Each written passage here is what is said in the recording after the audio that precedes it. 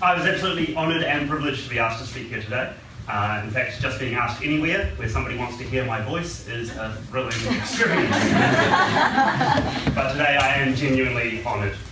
Now, I've told my story of the Fringe many, many times in several interviews to promote shows, and I'm not really freaking out about this. I'm sorry.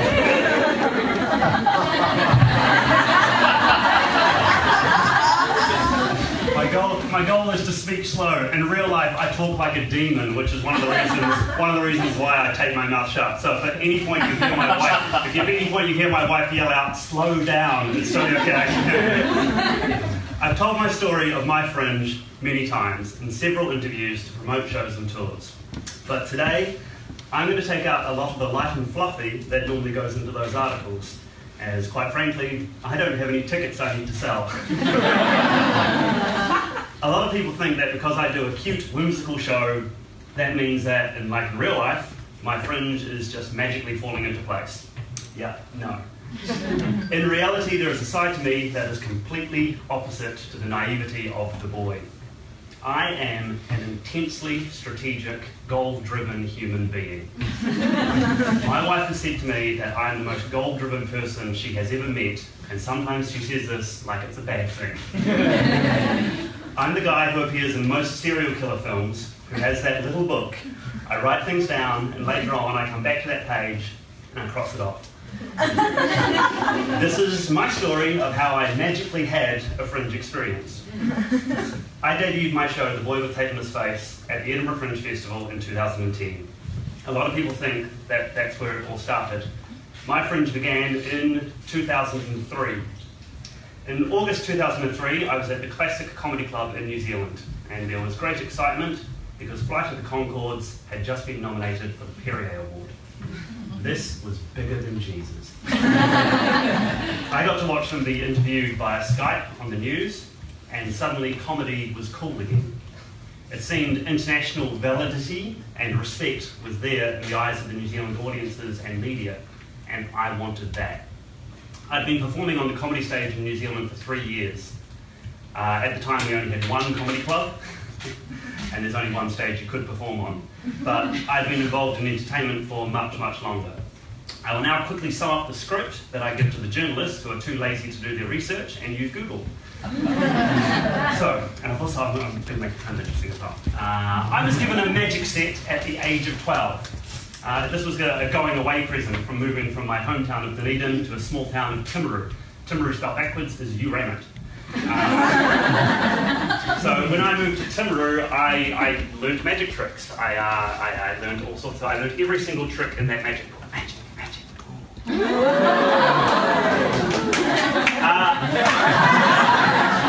I found out, yeah, get straight in. I then found out about my local clown. The local clown that every town has performing at all the local events and birthday parties. I stalked him, I went to his house, I knocked on his door and I auditioned myself. I became his apprentice. He obviously immediately rang my parents. They came over and they discussed it and he took me on as his apprentice. His name was Jaffa the Clown. I was called Sam the Juggler of sorts because of what happened, which was he taught me how to juggle. My magic was okay, it was alright and he got me doing the shows, but the main thing was he taught me how to juggle. And juggle became my absolute new love, juggling everything. I dropped out of school to become a juggler. I have incredibly understanding parents. I was homeschooled because I was that kid in school, obviously. And so I would do all of my schoolwork first thing in the morning from 7 till about 8:30. I would cram a day's worth of schoolwork into that time, and I would spend the rest of the day juggling.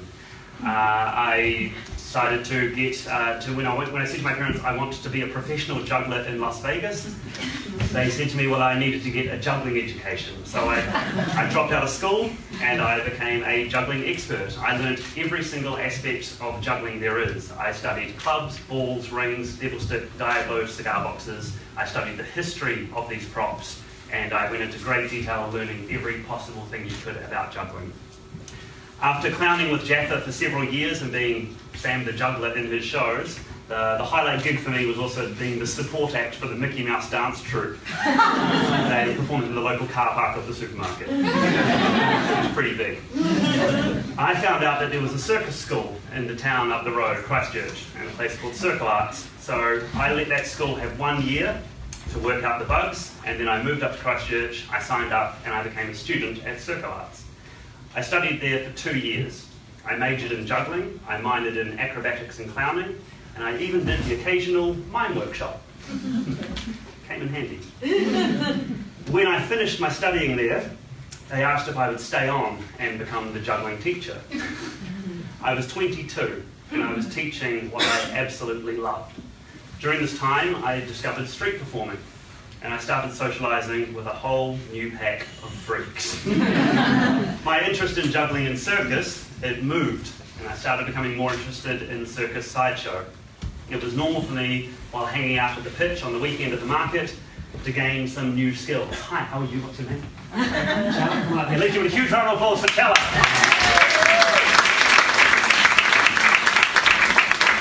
So would you just pick a nail, any nail?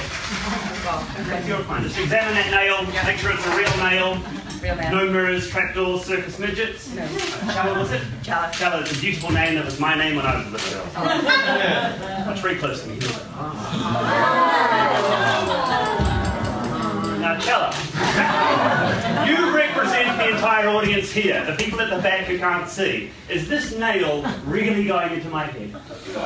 Yes. Ladies and gentlemen, the nail goes exactly 4 inches up my nose into my head. It stops approximately 3/4 of an inch from my brainstem. The easy part is getting the nail in. The hard part is getting the nail out. Ladies and gentlemen, how many people here want to see Chella take the nail out? Say yeah! Yeah! Ladies and gentlemen, how many people here want to see Chella take the nail out with her teeth? Say yeah!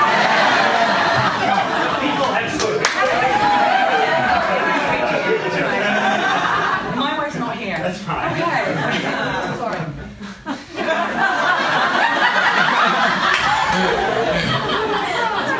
You're going to do this.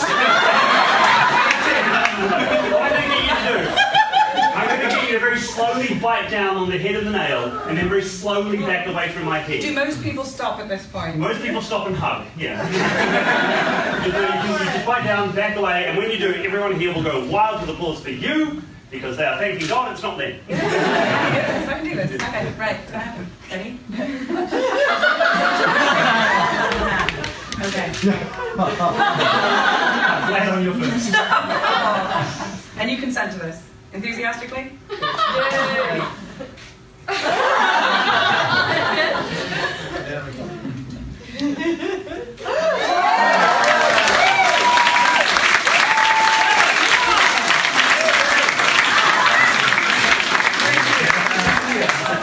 Keep it down there, it's yours.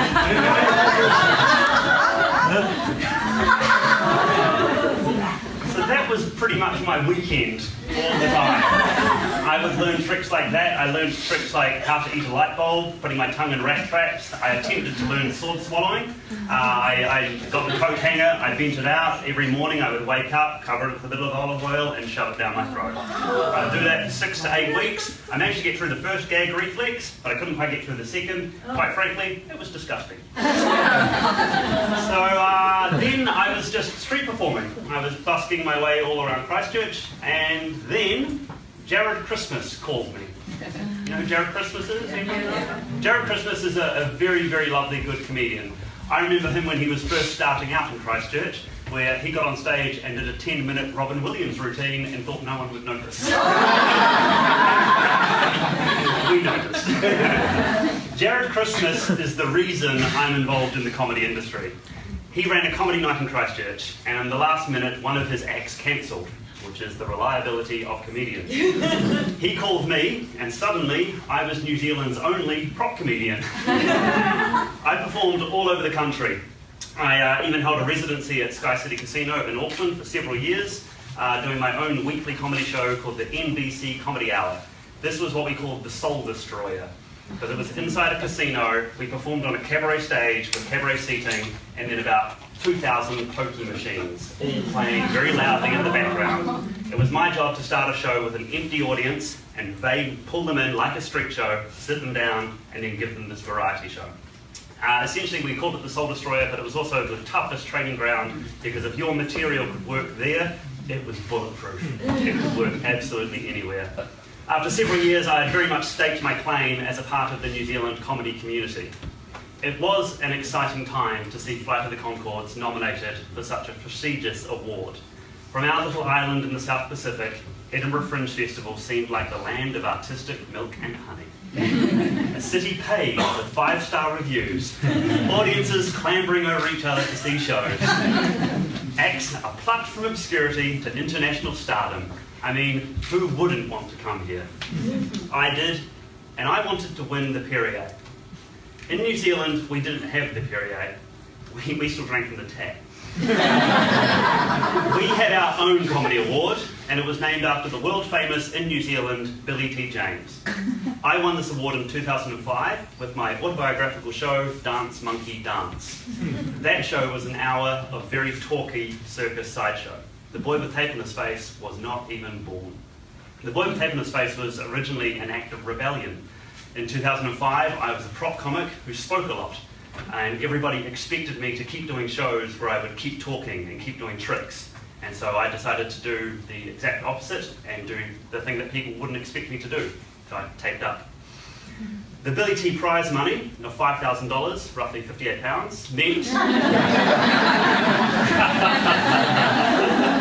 meant that I was able to fund a trip to Edinburgh to check out the Fringe, to see where I would one day take this boy. In 2007, I got off the train and I walked up Coburn Street. I stood at the corner and giggled at the word cock. They're all done. I also looked up the Royal Mile, and it absolutely took my breath away, and every year it still does. I'd previously been in London for 2 weeks street performing. I'd done that to make sure that my street show was ready for the Fringe audiences that I'd heard so much about. Preparation. I was a busker at the Fringe, and I knew why I was there. I was also there on a reconnaissance mission. I busked during the day, and then at night I went to different venues and I saw shows. 80% of the time, I wasn't watching the show. Edinburgh is full of an eclectic array of venues, and I soon realised that where your show ends up will very much impact your season. I called in favours from comedians who had seen me in New Zealand, and I managed to get a few spots in some late shows. The first ever performance of The Boy with Tape in His Face at the Edinburgh Fringe was in 2007, around 1 AM in the nightclub of the Gilded Balloon. It was a quick spot for Mickey D's Fat Cave. The gig went well. The gig went so well, I got completely hammered and I lost half my costume. You can't buy cocaine in New Zealand.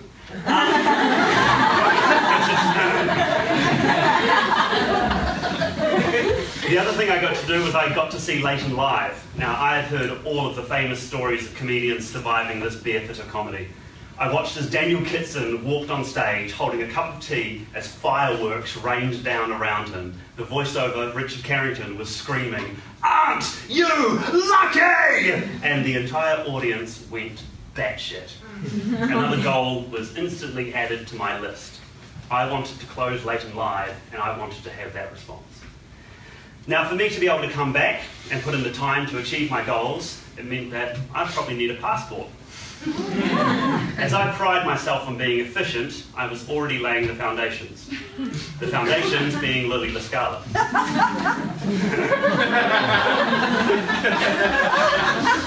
I watched her daily as she sang opera on the street, and then I would go and push my body through a tennis racket for a bunch of tourists. It was supposed to be an Edinburgh fling, but we fell in love, and it was like Beauty and the Beast.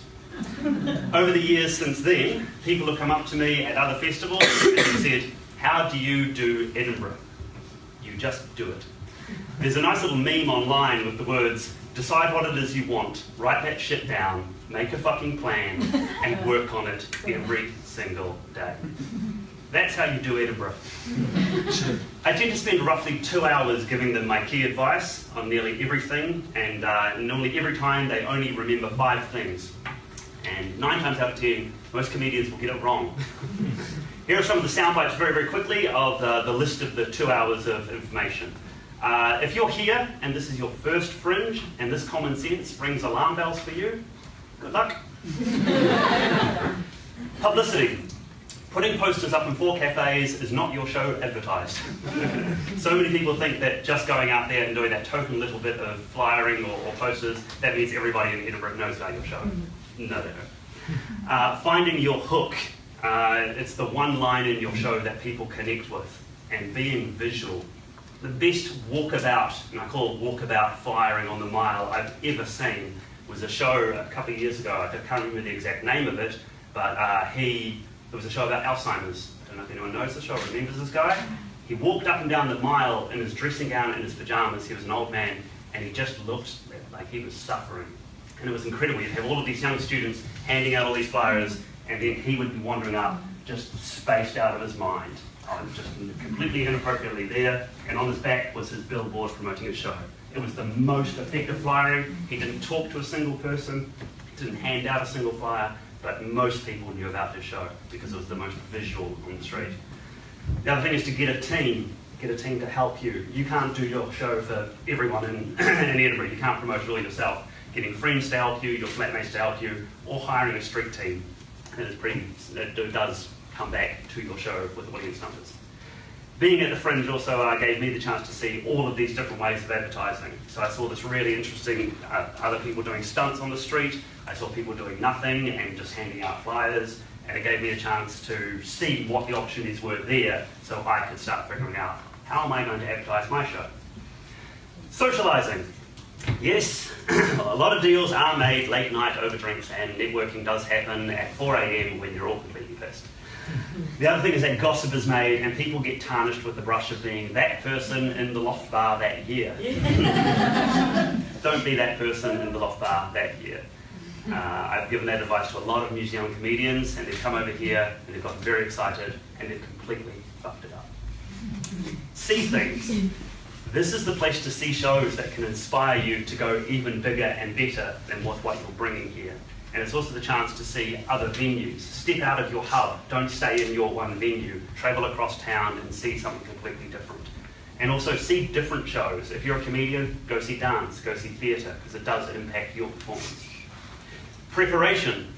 Even before busking in 2010 at the Fringe, I did my previews in London on the South Bank and in Covent Garden to make sure that my show was vaguely ready for when I came up to Edinburgh. On a quick side note, it wasn't. So I bought my street show from New Zealand, which was very much for a New Zealand audience. When I first did my street show in London, I had everyone walk away and I made 45p. So I had 2 weeks to workshop my show to get it ready to hit Edinburgh. Because when I turned up to Edinburgh, I didn't want other street performers to go, who's this rookie guy? Flyering and getting out there, just to quickly go back again, this is the biggest thing that I always tell people about the Fringe. The whole Fringe is just about flyering. Just flyer, flyer, flyer. Flyering is key. Word of mouth is the best thing that can ever do for your Fringe. And your word is what will start it. The other quick thing that I will say, which friends probably don't want me, is fuck the bollards. Stop putting your fucking posters on these stupid bollards. They are pointless. I mean, my flat would look down on the bollards, and I watch people put a poster up as somebody standing by waiting, and then they put a poster over it. At the end of the week, the council, I shit you not, I film it every year, the council will come along to this fat papery bollard, they will slice it open, they will peel it off, and they will throw that shit away. Nobody looks at the bollards. All you're doing when you're putting something on the bollard, you're wasting time that you could be putting a flyer in somebody's hand and communicating with them. So, for me to achieve my Edinburgh Fringe Festival goal, I decided not to bring my show to the Edinburgh Fringe Festival. For 3 years, I was asked to bring my show to the Fringe. And for 3 years, I said no. Instead, I made my show better by going to other festivals and creating anticipation. Word of mouth was beginning to spread, and especially amongst other artists. For me, this was a key thing. New Zealand Comedy Festival, Melbourne Comedy Festival, and Adelaide Fringe became my training ground. Along the way, I received several awards and a couple of very nice nominations. Didn't win. The Fringe was still a yearly pilgrimage for me, and every year I busked, and every year I researched more. I developed more contacts, and I got an agent. Lee Martin of Gag Reflex, one of the big dogs of New Zealand British comedy. Having an agent brought a more consistent flow of gigs, and he managed to convince the BBC Showcase Presents to give me 10 minutes that would be recorded online. He has since told me that this was a tipping point in my career, as the very next day his phone and email went crazy, and the general question was, who was that? The boy was getting known in Edinburgh. In 2010, we decided to bring the show to the Edinburgh Fringe Festival. Now, I say we because I have a very close group of people whose opinions I value. The Boy with Tape on His Face is not a solo show. There is very much a family behind it. 2010 is the year I made contact. I had the Fringe that people dream of having. We sold out shows, we added extra shows, there were 5-star reviews, and there were standing ovations every single night. I even played late and live, and the audience went absolutely batshit. I also had the Fringe that people have nightmares about. Show of hands if you saw The Prince of Cringe. Show of hands if you've ever heard of The Prince of Cringe. If you can't guess already, I'm The Prince of Cringe. The Prince of Cringe was a kids' show at 1 in the afternoon at the Gilded Balloon. It was a fairy tale with a circus sideshow twist.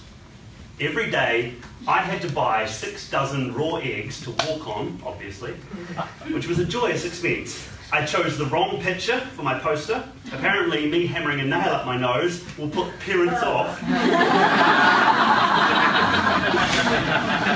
And the worst thing was nobody came. Okay, some people did come, but 8 people watching me being revolting at 1 a.m. or 1 p.m. is an incredibly grounding experience. Since there are, and actually during my Fringe, while I was having these amazing shows, A Boy with Tape on His Face at night, if at any point I started becoming that guy who was getting incredibly cocky, my wife and my friends would always ask me, how's the kids' show going? And you can come crashing back to what the Fringe really is about sometimes. Since there are more people in this room that saw my entire season of The Prince of Fringe, I feel it's only fair to take advantage and perform some of that show. So, what we'll do is, hi, how are you doing? What's your name? Ainsley. Ainsley, come up here. Huge round of applause for Ainsley.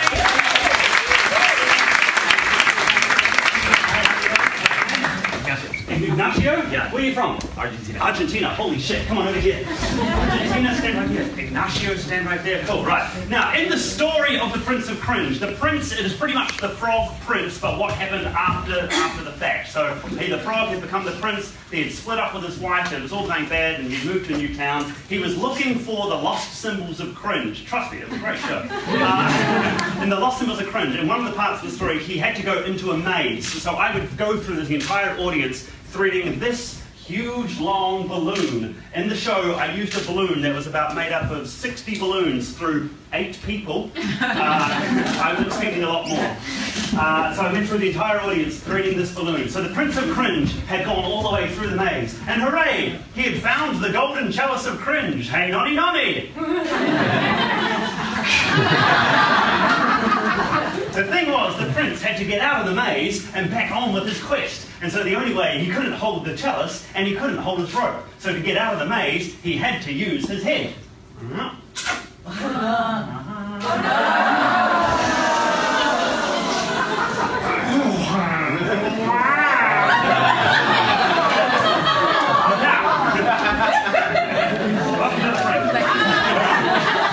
This is your end there. Grab that. Now, what was your name again? Ainsley, take one small step back if you could. Now, you just have to stand there. Don't move at all. I will come over to you. So, as you can imagine, me walking through 60 balloons every single day for nobody. What a joy the Fringe is. Watch the big flappy knob. That's my favourite part.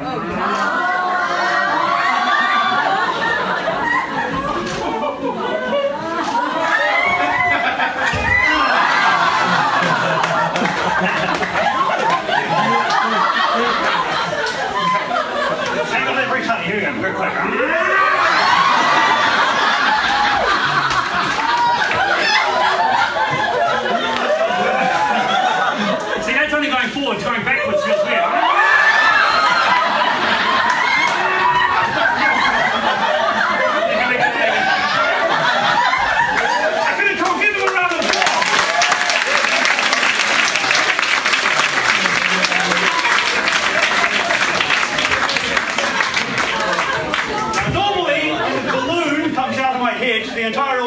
a wild with applause. Let's see what happens.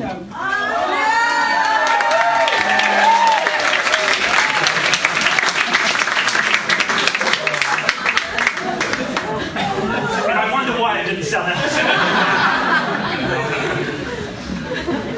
So, the Edinburgh Fringe for me is all about strategy and goals.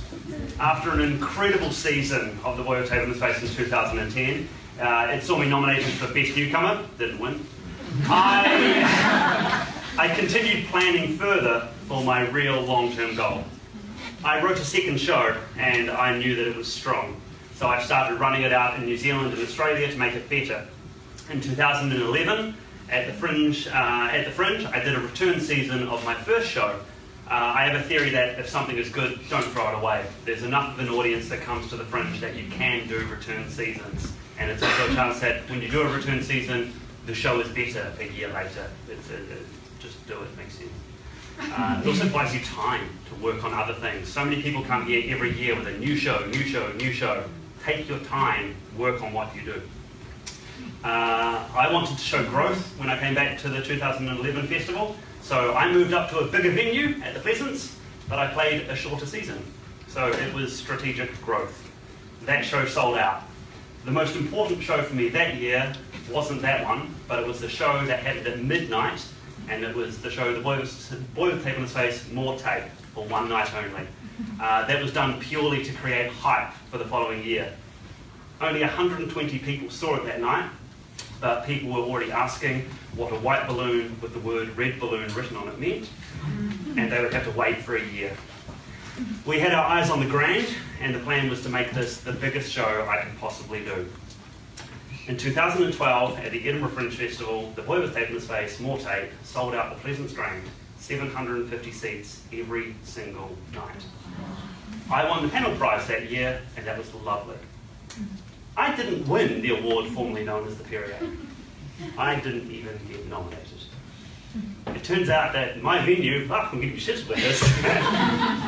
It turns out that my venue was too big, and I sold too many tickets. So I was officially a victim of my own success. I'm not going to lie, that fucking hurt. 2003 through 2012 was 9 years of my life. I couldn't achieve my goal because I had unknowingly surpassed it.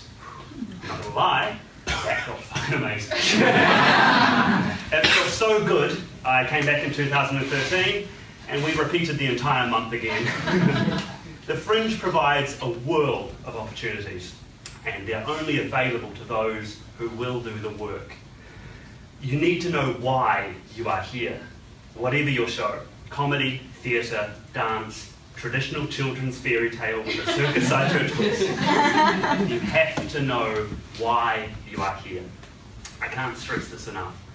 This is the quintessential advice that I tell people all over the world when we inevitably end up talking about the Fringe. Everything has a reason. If you have a goal, the Fringe has a way to help you achieve your goal. I am not the first person to have the dream Fringe. Someone this year is going to be the Buzz show. They will have everybody fighting for a ticket. They will get every 5-star review going.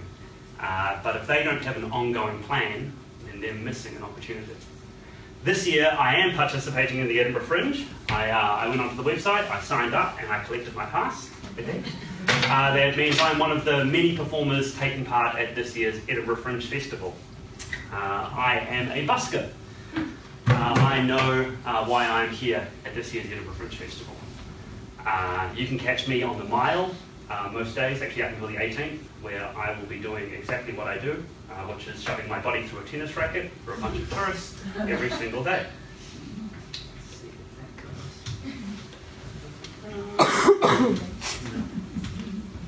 Oh, that was my fault. Technical line. So,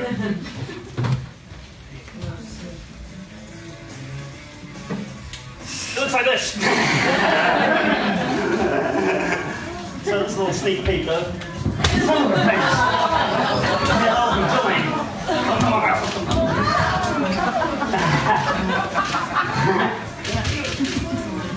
I kind of feel like every year would always bring my street performing stuff to Edinburgh. Even when I was doing the Boy with Tape in His Face shows, I would always bring my stuff with me, and I would have this idea that I was still a street performer. I can honestly tell you, I haven't done a street show in about 4 years, so if you come and see a show, it's going to be really rugby.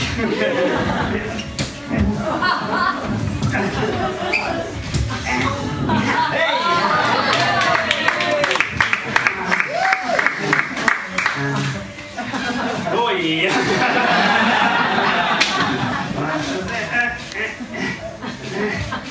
And the biggest obstacle.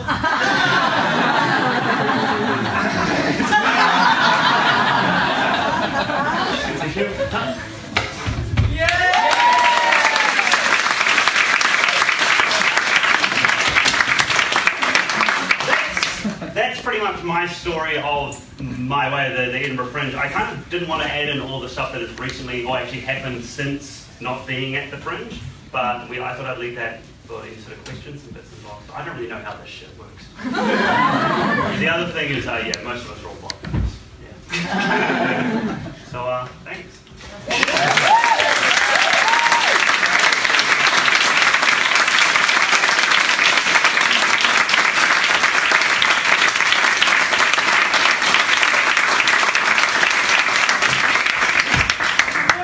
Now. So you said you have plans. Yes. Is it like a yearly plan or like a long-term plan? This is going to sound really psychotic. I write 15-year plans. So what I do is I write a 15-year goal, and I mark for that, and then I go backwards to 10 years, then I go to 5 years, then I go to 3 years, then I go to 2 years, then I go to 1 year. And so the plan is to always break it down. So I very much work backwards. What was interesting was when I finished the More Tape show, I sort of went into fairly clinical depression that my wife can attest to because I had no goals. And it took me a year to realise, oh shit, I don't have anything on my list. And so I had to sit down and get a solid smack around the head and write a new bunch of goals. So yeah, I plan about 15 years in advance for where I want to be. It's pretty creepy. Okay. Can you tell us a bit about what it was like being on America's Yeah, it's pretty weird.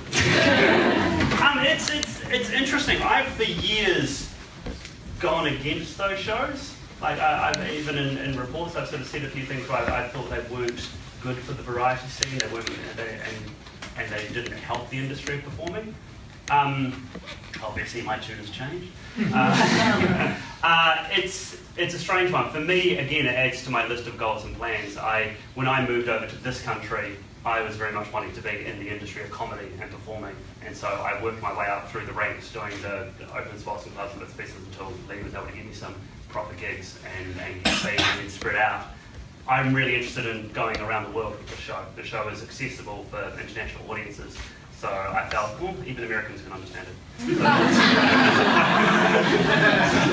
the plan was I wanted to go touring through America, and so I wanted to hit an audience in a much better way, and I didn't have the 6 years to go over there and start all over again. So it's a horrible word, but it is the word exposure, and sometimes it does pay off.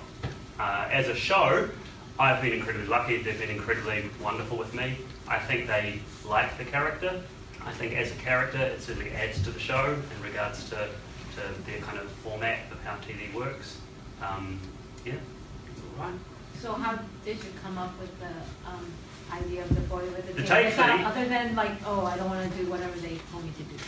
What it was again, the winning the Billy T was cool, and everyone was that thing of going, well, what are you going to do now? You're writing a new show. Because in New Zealand, we have a comedy festival, and you get to do your show for 3 nights. Yeah, strap in 3 whole nights. So every year, that's the only focus you have is, I'm doing the festival for 3 nights. And that's it. So I had done my festival show, and then everyone was saying, well, what is your next year's festival going to be? And it's like, well, I need to do something different, because everyone was just expecting this other freak show. So the tape thing came about. So I developed this silent character. It wasn't originally called the boy with tape on his face. I think it was just, I don't even know what it came on as. I wore a little jacket, grey trousers, a black shirt, and I wore a tape measure as a tie. I didn't have any tape, and I walked out on stage, and I ruined it by after about 2 minutes talking to the front row. because I was completely out of my comfort zone. So I panicked. The next night I spoke to Scott Blanks, who runs the comedy club, and he got again. I was backstage with another comedian, Brendan Lovegrove, and he jokingly said, the only way you'll shut up is if you gaffer tape your mouth. And so we put that on backstage, we giggled like children, and then I thought I might go on stage and see what happened. And it was that thing where it made the character way more vulnerable, and then ironically the idea stuck. Cool. Me again, sorry. How important is your choice of music in the show? Oh, really important. For the jokes or for the background? Both. The jokes are really important. Like, I tend to keep all of the music in the take-place show in the world of the 1980s and the early 90s. I don't really use any modern music because I want to, with the show, create the feeling of nostalgia. For me, one of the essences of the show is to make adults remember what it was like to be a kid again. Like, we forget so much how to play. I've got a 3.5-year-old son, and it's really, really fun to play with him because it gets to use your imagination and keeping that. So for me, it's like trying to get adults to remember how to use your imagination. So many people forget it. And also with shit like everything on in the news in the real world, I make sure that when people come to the show, there is nothing topical, there is no reference, so you can switch off from all the shit and just go, oh, this is a nice show. Oh, this is good. But with the music, I want it to be the things that you remember, that you go, I remember listening to that track, I remember when it was #1, and it's a good feeling, it's a nice one. And as for the background music, when I first developed the show, the only album I had was the Emily soundtrack. I hate that soundtrack. Even Jan Tiersen himself hates that fucking music. I went to see him in concert in Brighton, and everyone in the audience was yelling out, Emily, Emily! And he stopped the show and he said, I do not play music, I don't like. So I think he's just overplayed it so many times. I myself, I've heard that music so much that in my new tour show coming up, I've changed all of that, and I've even put a nod in where I'm playing some of the Emily music and I'm twisting it and warping it and going to a new sound. Because I want the feeling of the Boy of Time and Space to grow up to a more theatrical level. And also because there is pretty much every street performer around the world has got a routine done to the Emily soundtrack at some point. So, yeah. I'm from the U.S. I'm going to struggle to try to understand the answer. But anyway.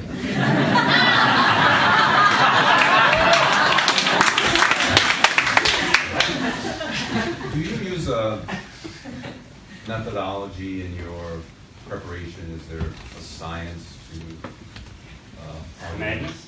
In what way? In what sense? You know, I was intrigued by you emphasizing the word preparation. Okay. Yeah, there can be. I think with the first show, when I wrote that, it was very natural. That show was because again, it was originally a joke. It was never meant to be what it is. So, which in some cases made it quite nice. I'm not getting feed lines. I can help you with that. Okay. Yeah, when you lock me in a room. Because you compose your gags exactly the same way that a stand-up comedian writes their gags. I do that. But I think the first show was a natural process of developing the material, and it was like a 5-minute routine, became a 10-minute routine, and then suddenly I had this hour. With the second show, it was like you say, it was writing the jokes. So I knew my structure was find a piece of music, find a prop that goes with that, match it together, and create a punchline. I had 3 months to write the second show, and I was legitimately locked in a room with a bunch of props, and I went crazy. But we came out of it with that second show. So yeah, there is a methodology of sorts, but at the same time, there's also the formula and the method is something I'm trying to get away from, because I started writing a third show last year, and I got halfway through it, and I was just boring myself to tears. It was because I realised I have a format. I have the format is do the props, do the bits and pieces, and have the big thing at the end that the audience want to play with. And so that's why I'm trying to buy myself some more time to write a third show later that will break the expectation. Because that's the other thing, is that everybody is expecting the new show to be this big ending kind of thing. The third show was always going to be, what's your big ending? And it's like, oh, well now I need to not have one.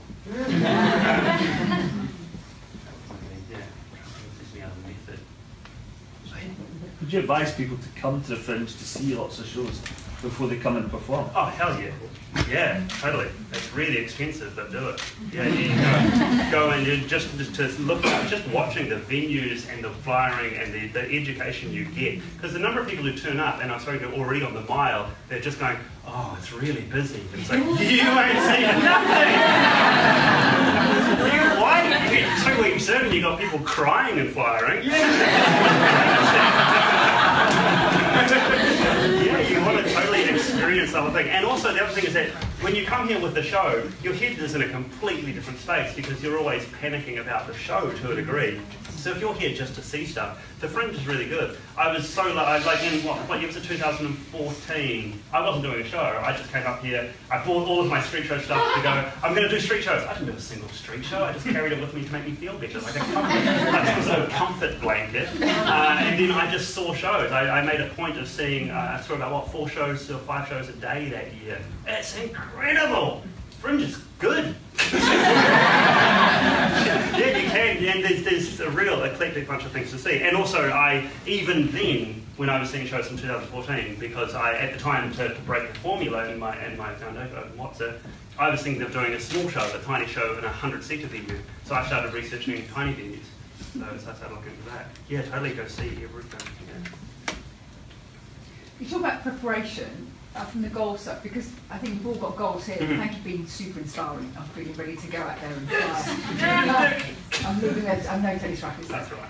But in terms of you set your goals, okay, 15 down to 2 years, 1 year, then what happens? Just on a practical daily? On a daily basis of working towards the goal, it will be, well, the day stuff moves a lot slower. I hit my marks. I'm trying to think of a goal that I'll be willing to tell you. Because that's the other thing is I don't tell anyone what I'm doing. Make one up. Make one up. I would just be better at what I'm doing. Like, for example, what I would do. I wanted to, okay, let's explain that one. I wanted to evolve my character. So that was the goal, was to change the boy with tape on his face. Everybody knows the boy with tape on his face. I wanted to give myself a rebranding, so I wanted to become Tape Face. So that became the goal. So how do I achieve that? I needed to start getting my name out there known as Tape Face. So I started telling people, I'm Tape Face, I'm Tape Face, I'm Tape Face, I'm Tape Face. And so that started from very early. So just for daily gigs and going out there, I would do that sort of thing. With the makeup, that's now evolved and the character is stepping away from. If you look at my promotional pictures from 2010 and a promotional picture from now, it's like a creepy Adam Stanley older brother is suddenly stepped in. And so that was a slow transition. So I would do things like, I would know that this would be the end goal. And so I would just slowly introduce it. So when I had a gig, I would go on and I would do a tiny little bit of makeup and people would go, oh, what's happening? What's going on? And people would ask about it and I'd try not to reference it and not do it. So I do little things like that. When it comes to the more preparation with plans and other things, I would sit down with my agent and my wife and my mate and my other friends and we would sit down and we discuss what we nickname world domination. And we just sort of talk out where are we at, what's going on. We just check in with what we need to be doing. Otherwise, and it's also, it makes me give myself things to do. I have to always have a list of things to do. So it's whether, if I'm not working on a show, if I didn't feel inspired enough to be working on a show, then the voice would come in from one of the group to go, right, get a director to do it. So we got a director to come in and work with me, and that changed my whole perspective again. And so, yeah, as a group, we kind of work on ways to make sure that somebody's prodding. Because if I'm not going to do it, we need somebody else in the group to go, we should be doing this, we should be doing that. Yeah, that would be the way I do it. So, thank you so much. That's been an absolute goal.